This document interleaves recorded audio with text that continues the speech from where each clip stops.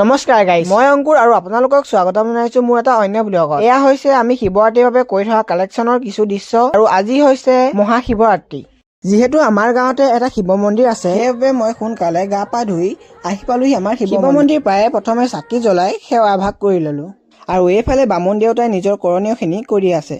যিহেতু আমাৰ মন্দিৰ ভাগ বিশেষ ডাঙৰ নহয়, সেইবাবে মন্দিৰলৈ অহা লোকসকলক বহিবৰ বাবে কাষতে এটা খন্তেকীয়া ৰভাৰে ঘৰ বনাই দিয়া হৈছে আৰু মন্দিৰলৈ অহা লোকসকলক তাতে বহিবলৈ দিয়া হৈছে। আৰু এইফালে এওঁলোক লাগি আছে প্ৰসাদৰ যা যোগাৰ কৰাত। কোনোবা ব্যস্ত আদা কটাত, কোনোবা ব্যস্ত আকৌ নাৰিকল কটাত, আকৌ কোনোবা ব্যস্ত আপেল কটাত, কোনোবা আকৌ ডালিম গুচোৱাতে ব্যস্ততে এওঁলোক প্ৰসাদৰ যা যোগাৰ কৰাত একদম ব্যস্ত হৈ আছে। বাবা ভোলানাথ। এইফালে আকৌ এওঁলোক ভাং খোৱাত ব্যস্ত। এইপিনে আকৌ আমাৰ অনুপম দাই পায়স বনাই আছে। গাইজ, কিবা এটা বুজি পালেনে? নাই পোৱা? কেলে আজি পায়স খাবলৈ পাম আকৌ। এইফালে মই লাগি গলো প্ৰসাদ বিলোৱাত আৰু প্ৰসাদৰ লগতে পায়সো দিয়া হৈছে।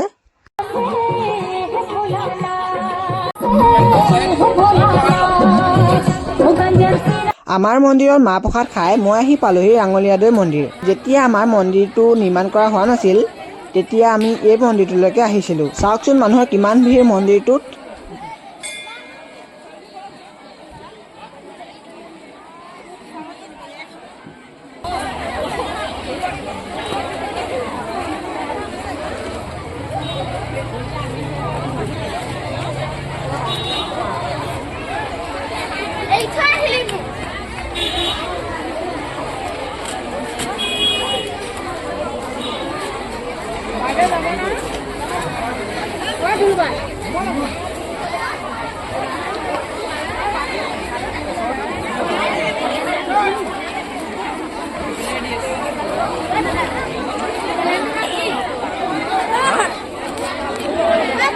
অংকুৰ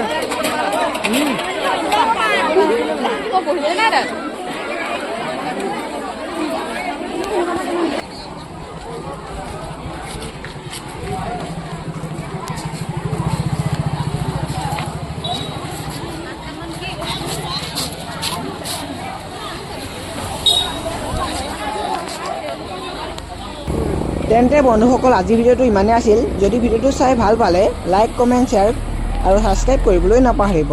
অন্য এটা ভিডিঅ'ৰ সৈতে পুনৰ লগ পোৱাৰ প্ৰতিশ্ৰুতিৰে আজিলৈ আহিছোঁ। ধন্যবাদ।